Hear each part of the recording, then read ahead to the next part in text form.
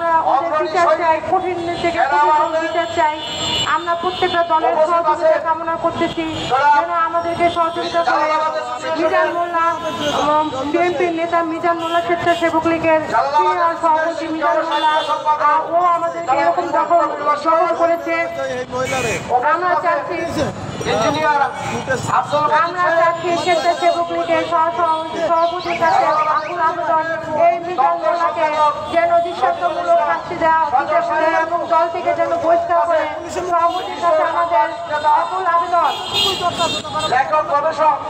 আমরা মিজান মোল্লা, সোহেল, রুবেল, ওদের গ্রামে গেলেই সবাই কাছে বুঝতে পারবে ওরা কি মানুষের সাথে নির্যাতন করতেছে। বিএনপি এখনো দল গঠন করেনি, দল গঠন করার আগে ওরা চাঁদাবাজি, লুটপাট, মানুষের বাড়ি দখল করে এরকম করে হ্যারাসমেন্ট করতেছে সবাইকে। ওদের এলাকায় কেউ কোনো সাক্ষী দিতে পারে না, কেউ ওদের বিরুদ্ধে কোনো কথা বলতে পারে না।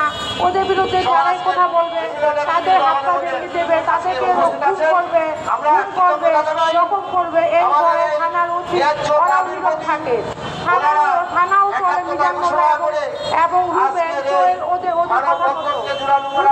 রুবেল, সোহেল ওদের পারিবারিকভাবে জানতে চেষ্টা করলে বুঝবেন ওরা কতটা খারাপ, কতটা ভয়ঙ্কর।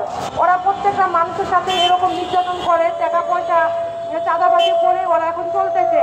সোহেল গ্রেপ্তার এখনো হয়নি, রুবেল গ্রেপ্তার হয়নি। কেন গ্রেপ্তার হচ্ছে না? এরকম নির্যাতন, এরকম বর্বরতার পরেও কি থানার ওসিকে এখনো চোখে দেখবে না? তাহলে মানুষ কিভাবে আইনের নিরাপত্তা পাবে? আমরা যদি আইনের নিরাপত্তা না পাই, গণমাধ্যম কর্মী হয়ে কিভাবে আইনের নিরাপত্তা পাবে? আমরা পাচ্ছি না। আমাদের ঘটনা ঘটছে 24 তারিখে, আজকে 28 তারিখ, 4 দিনের মধ্যে কোনো আসামি অ্যারেস্ট হয়নি। অথচ আসামিরা নাকি গ্রামে ঘোরাঘুরি করতেছে, দোকান চালাইতেছে। কিভাবে এটা সম্ভব? সেজন্য আমরা প্রত্যেকটা প্রশাসনের কাছে আকুল আবেদন দৃষ্টান্তমূলক শাস্তি দেওয়া হয়। আমার মাথা ফাটিয়ে দিয়েছে, আমার ছেলেকে মারছে, আমার ছেলেকে দখল করছে, এরকম কি আমরা বিচার পাবো না?